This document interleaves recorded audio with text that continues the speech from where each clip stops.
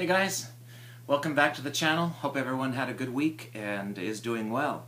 Boy, I tell you, what a week it was. What a week for music. And it was a very, very exciting week, actually. Kicked off last Sunday with the annual Grammy Awards, the big spectacle. You know, some would say the biggest night in music, and some other people would say probably the biggest sham. For me, though, I just focus on the good of things. I try to, anyway, for the most part, and while it wasn't a perfect show, and of course a lot of the winners I had no interest in whatsoever, I did enjoy a lot of the performances, and it created a lot of controversy, it created a lot of buzz, and there were some really, really strong performances. I personally was just over the moon, excited and overjoyed to see Annie Lennox. And if you watch my videos regularly, you know last week I had done a feature on Eurythmics and talked a little bit about Annie Lennox's solo career. And it was so wonderful and so inspiring to see Annie Lennox really, in my opinion, bring the house down. I think her performance with Hozier, a newer artist, up-and-coming guy who was nominated, I think he was nominated this year for Best New Artist. I'm not 100% sure, to be honest with you. Who won Best New Artist? Oh, Sam Smith, of course, won Best New Artist. But Annie Lennox did a duet combination thing. You know, they often pair older artists with newer artists up and coming, and Annie Lennox did a song off of her latest album, Nostalgia, You Put a Spell on Me, and wow, it was spectacular. So if you haven't had a chance to see that yet, just find it on YouTube. It was really, really strong, and it was just so much fun to see Annie and Hozier, who did a great job. And you know, a lot of you know his hit single "Take Me to Church," which I'm not really crazy about, to be honest with you, but I do like that album very much that he put out last year, and definitely worth checking out if you haven't done that. But you know, again, for me it was all about Annie, and it was just so much fun. Other great performances. Ed Sheeran did a performance with Electric Light Orchestra, and that of course is the subject of today's video, my ELO collection. And I'm going to try as hard as I can, guys, to go as fast as possible through this one. I know I ramble on too much, and a very good friend of mine, Tim, just uploaded a video of his, and in the end of it he said something about, you know, this is YouTube, not HBO. So Tim, I'm going to do my best to keep this under God knows how many minutes, but I'll do my very, very best, and not to make you feel like you're watching an episode of something on HBO. But Ed Sheeran did a very fine performance with Electric Light Orchestra. They were able to do one of their own songs, and they kind of combined on a song together. So it was really good. Other stand-up performances for me was Beck. It was a big night for Beck. He won Album of the Year. Created a lot of controversy, as we all know by now who follow music, that you know, Mr. Kanye West wasn't too fond of the choice again. And many people were thinking he was joking when he went up on the stage, and turns out he wasn't, and now he's backtracking, and it's just a mess. But you know, that's a subject for another day, I suppose. But for me, it's just a bunch of BS, and he needs to sit down and shut his mouth. Beck did a performance with Chris Martin of Coldplay, two great artists and two people who did a very fine job of singing one of Beck's songs on his latest album, Morning Phase, which won Album of the Year. So congratulations to Beck and all the people that like him. I think it was a very, very worthy winner for Album of the Year, finally, after some time, probably since Adele a couple years ago, who I thought really did deserve that Grammy as well. Sam Smith, I am a fan of Sam Smith. He did a fine performance with Mary J. Blige. That stood out to me as one of the standouts of the night. And, you know, again, unfortunately the night's kind of wrapped around controversy, but if you put all that aside, and, you know, I'm sure somebody is going to find something in the Grammys that they can relate to and enjoy. AC/DC opened the show. A lot of fans of AC/DC. I'm a mild fan of them. And they opened the show with two rockin' tracks, and it was great to see them. You know, I think it was their first ever live performance on the Grammys. So, enough of that. You know, we're going to get on to the ELO discography, and I'm going to do a little bit of a ranking of my favorite ELO albums.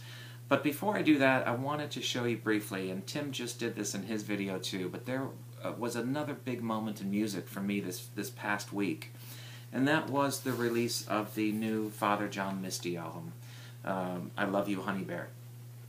First and foremost, it's a fantastic record. Every song on here is worth checking out. It's just a dynamite album. What makes it even more spectacular is the packaging and the vinyl. Before I open this and show you how special that is, let me just show you a copy of the vinyl record. This is the deluxe edition, and you did have to pre-order this. It's not available anymore. It's sold out pretty fast, as you can imagine, with how spectacular it was. And you know, these pre-orders went up back in October, I think it was, so you really needed to plan far, far in advance. But I'm a big fan of Father John Misty. I'm a big fan of Josh Tillman. I've got all of his records, and I've got the first Father John Misty. He goes by that name now, as opposed to his real name. And if you're a fan of Fleet Foxes, you may know him from the very early days of them. But these records are just spectacularly done. And yes, of course, you probably know by now that there's a slight warping issue with these. But Sub Pop, the record label that Father John Misty belongs to, is doing a stand-up job and is going to be replacing the records. Mine are really okay. They're not that bad, but I did go ahead and apply for the replacement copies. They are slightly warped, and it was rather expensive, so I thought, why not, you know, get a very pristine copy, because it's a fantastic record, and I want a flawless copy. But they are just going to send out plain white replacement vinyl, and that's fine by me. But what even puts it way over the top of anything I've bought in a long time is how they did the inside of this record. It's kind of a, you know, not kind of, but it is a diorama. It's just so well done, just so many crazy things going on in here. And if you really want a little bit more detailed look at it, check out Tim's video, Tim Guthrie, Gozer's Den. He just uploaded kind of moving parts and pieces of this. I will show you if it's possible, just very briefly. It's a little bit hard to do while I'm on camera, but it's so over the top that even the inside of the record, there is a little piece of paper that you move out of the way, and you can hear that there's music playing. Is that something else? I mean, that's just crazy. Just so creative.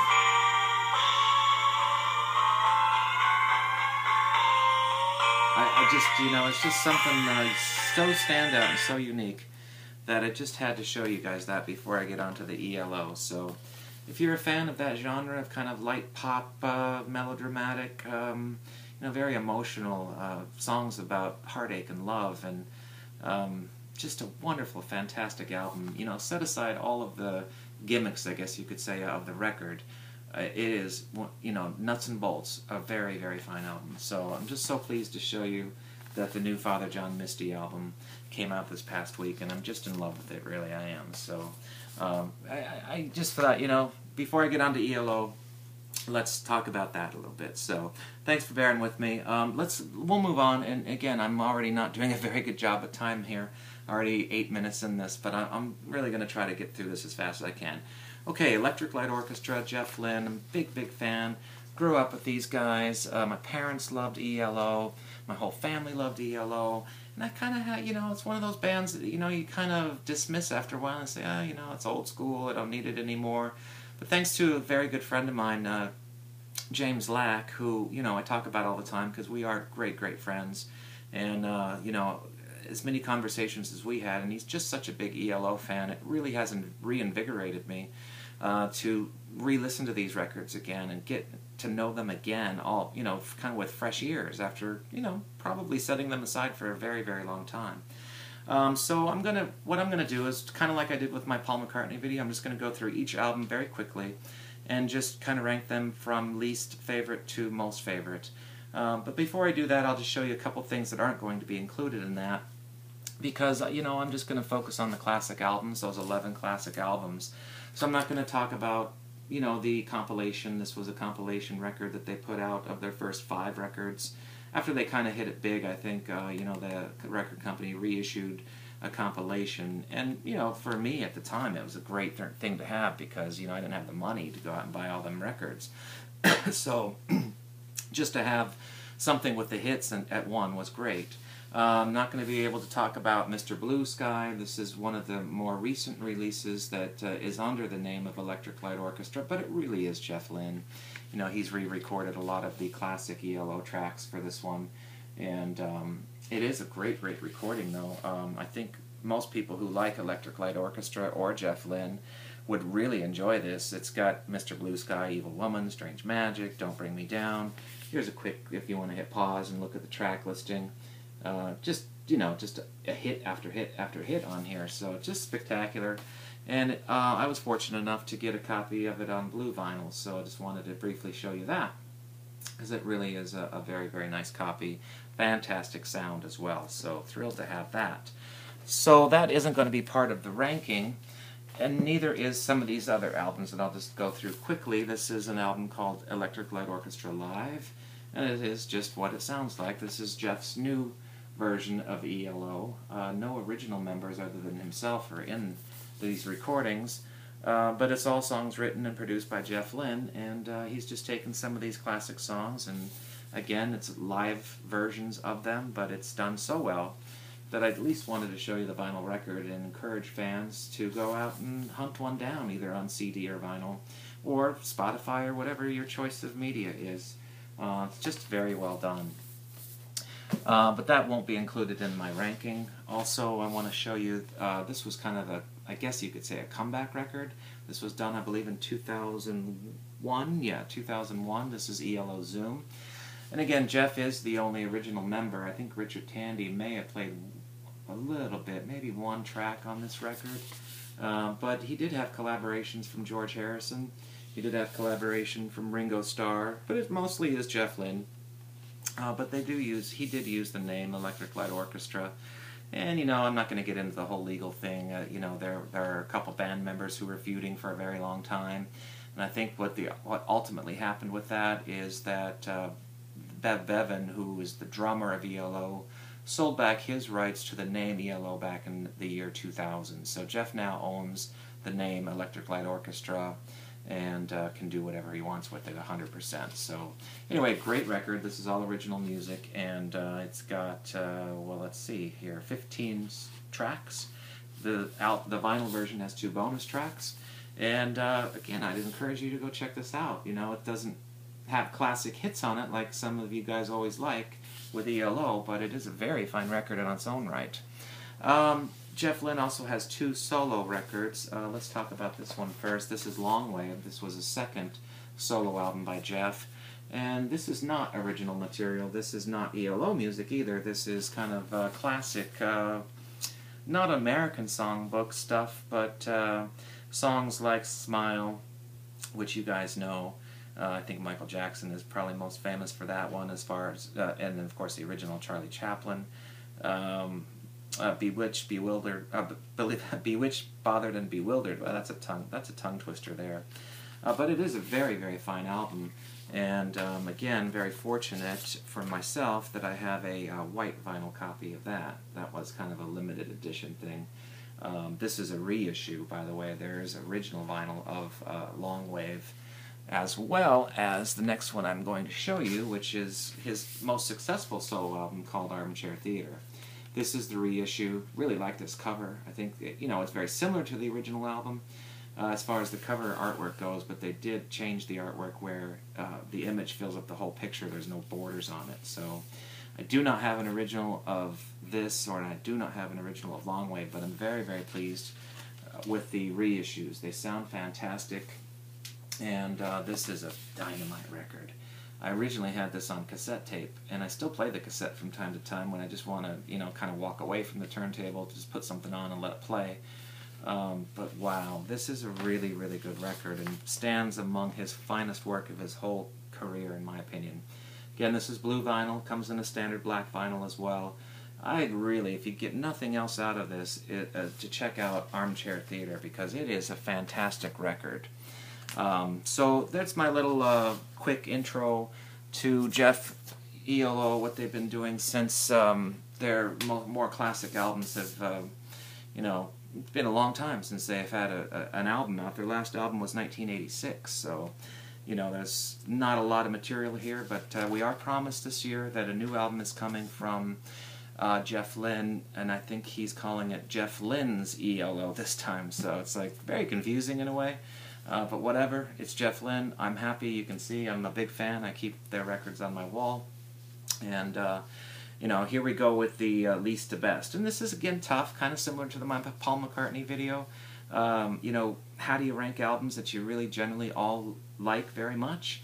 But I'm just going to do my best, and I'm going to start with my, I guess you could say, least favorite. And that is their last studio album. This is Balance of Power. This was released in 1986, and this one never really caught on with me that much. There's a couple very good songs on here, and some other songs that just didn't quite cut it for me. So I'm sorry to say that this is my least favorite ELO album, 1986, Balance of Power. It's still a fine record, and I still enjoy putting it on from time to time, but just never really caught on with me. My favorite track on this album, and I'm just going to do one song, because I promised myself I'm not going to do another 30-minute video here, but I think Calling America is the best song on this album. Okay, in 10th place, we have got the debut album from 1971, Electric Light Orchestra. Some may know this as No Answer. I believe that that was the U.S. version of this album. Kind of a funny story on that one. I guess the record company from England called the record company from the U.S., and there was no answer, so they wrote that down on a piece of paper. And apparently that they thought that was the title of the album, so that's what I read anyway. I don't know if that's fact, but it's a good album. Of course, it's got the one classic song on it that most people know, is that 10,538 Overture, so that's probably the standout track from this. Again, it's one of those albums that never quite made it for me. It never got heavy rotation on the turntable or CD player. But it's still a very good album, and it's a great starting point for them. Okay, coming in next, in 9th place, is 1983 Secret Messages. Good album here, and I think really the rest of these here are all going to be where I say it's really hard to rank them, because they are quite good. And standout tracks on this one, Four Little Diamonds, I would say, is probably the main hit. Rock and Roll is King, I think, was a mild hit. Probably, you know, maybe a top 40 hit, but didn't do a whole lot. But those are my two favorite tracks on this album, and the rest of it is quite good, so by no means a bad album. Then we're on to, let's see, we did 11, 10, 9, we're on to number 8, and that is 1973's ELO 2. Obviously, this is the American version. There is a UK version, and I wanted to be able to show you a CD box set that I just bought, and it was supposed to be delivered today, and it never came. So I wanted to compare. Most of you know this probably, but this is an American copy, and the box set, it's going to have an original UK copy of the album cover, but it's very easy to find online, so I just went ahead and said, you know, let's just do the video, and you know, stupid UPS never showed up today, so hopefully I'll get it Monday. But yeah, this is a great album in many ways, but it just never quite, again, caught on like some of their other ones for me, so I'll kind of put that, I guess, in the bottom third, you could say. So number 8 there, ELO number 2. Okay, moving on to number 7 here, we have from let's see, what is this, 1974, we've got El Dorado. And I'm sorry, I do have to refer to notes because I don't know how to do any editing, so if I make mistakes, please call them out in the comment section and correct me, because, you know, I try to do my research before these, knowing I can't do any editing, but it can be a big challenge. So this one's really got some good hits on it though too, and I suppose my favorite track on this album, if I had to just pick one, would be Can't Get It Out of My Head. And you all know that song, but I love the album cover. You know, Dorothy, Wizard of Oz with the Wicked Witch, and I love it so much that I decided to put it on my wall. I just love this cover, so while it's not my favorite ELO record, it's one of my favorite covers that they ever did, so a great album cover there. Okay, number 6 here is ELO's 1973 release. The second one in 73 was ELO on the Third Day. And again, I have the more common American version. There is a different cover, UK version. I like the cover much more, and someday I hope to find one out in the wild, and very inexpensive, I would hope, and you know, have both of them. So I do like the UK cover much better than this one. Great album though. This has got some big hits on it. Showdown, probably my best. Probably see here, there's a doorbell. There's my UPS. So I guess I could you know, run off camera and get that, but we'll just let it go. Ma Ma Ma Belle is another great song on here, and Showdown. I said I was only going to do one, but it's really hard when you get to these great albums. But if I only had to pick one song, though, I'd say Showdown. That's the standout track for me. Okay, moving on. I think we're into, let's see, the top 5 now. 1, 2, 3, 4, 5. Yeah. Number 5 is 1981's Time. Really underrated album, I think. This one doesn't get a lot of attention because it was kind of out of the 70s. And maybe people don't know it as well. But this is a mighty fine album. And my favorite track on this one, I'd probably say, is...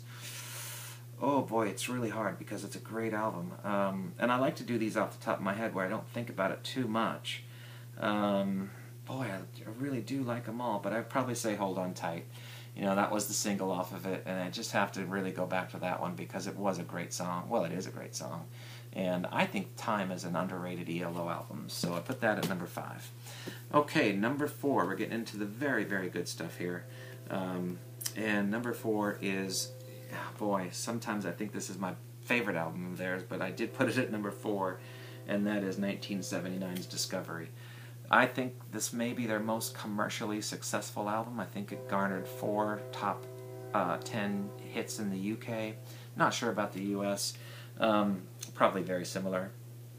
Shine a Little Love, and I guess my favorite song on here, and I love this song the minute it came out, and I still love it today, and that is Don't Bring Me Down.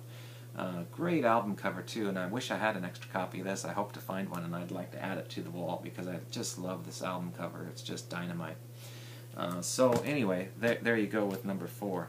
Okay, number 3, boy, I tell you, the top 3 could go either way at any time, and you guys know what they are, at least by now, but I can only give you what I'm feeling right now, today, at this moment, and I think my number 3 album as of this moment today is 1975, Face the Music.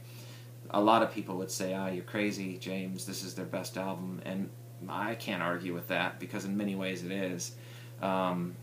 It really is one of them albums you can put on, and any generation is going to like it. If I had to pick a favorite track on here, oh man, it's tough again, but I keep going back to the stuff I love the most, and I guess I got to stick with Strange Magic, because that song is so beautiful. I just love this album, and it easily could be my number 1 album, and you know, if I ever edit these and decide to make another, maybe it will be my number 1. Okay, number 2. You know the top 2 if you're an ELO fan, but now what is the order? Alright, so I'm going to do it this way, and you can see I'm still kind of on the fence. I'm not sure which way to go, but I'm going to stick with what I originally said, and that's 1977's Out of the Blue. Double album, ELO's only double album, although I understand that Jeff Lynne wanted to do another double album after they released Time. And it didn't happen. CBS, the record company, nixed it, said no way, we're not doing that, it's too expensive. So unfortunately we never got that. But a lot of tracks that didn't make the double album ended up on a CD compilation called Afterglow. And again, I'm not showing you CDs, but you know, again, we're running out of time here. My favorite track on this one probably, I love It's Over. I really do. The second song on the first side. I know Turn to Stone was a massive hit. Sweet Talkin' Woman, another massive hit. But I think It's Over is the most beautiful song. And every time I hear that, I almost get goosebumps because I just love that song. Okay, and that leads us to number 1. You all know what it is. It's 1976 New World Record. And the reason I picked this as number 1, I mean, I guess you could say it's the obvious choice, kind of like my Band on the Run with Wings and Paul McCartney and Solo McCartney, but this was my first ELO album. This was the one my dad brought home. This is the one that I played to death. I know every note, every song, and, you know, it's just one of those albums. I mean, you know, what can you say? You know, it's like in the Hall of Fame of music. So to me, this is, you know, it started it all for me, and I always go back to it and say this is their best album. You know, it's debatable, but for me, I gotta go with what I love the most. Favorite song on here? Really hard again, but, oh my God, it's really hard. I'm gonna say Do Ya, the second to last song. Many people would say Telephone Line, and it is a fantastic song, and that was kind of what put them at a different stratosphere of popularity in America. But I love Do Ya. I love the guitar in that song. And yeah, just a classic album though. You can put this on any day, anytime, in the car, on your turntable, streaming, on cassette, on CD, you know, while you're cooking dinner, and it's so enjoyable. So that will and always be my #1 album from ELO. Okay, guys, I hope you enjoyed it. I know I was a little bit quicker tonight, and I still went 25 minutes. So, I just don't know how to make these videos shorter, but I'm working on it, and I'm trying. My CD box set's here. I'm going to go get that and enjoy it. I hope you guys have a great weekend, and we'll see you next week for another vinyl collection. What's going to be next week? Stay tuned. See you later, guys. Take care.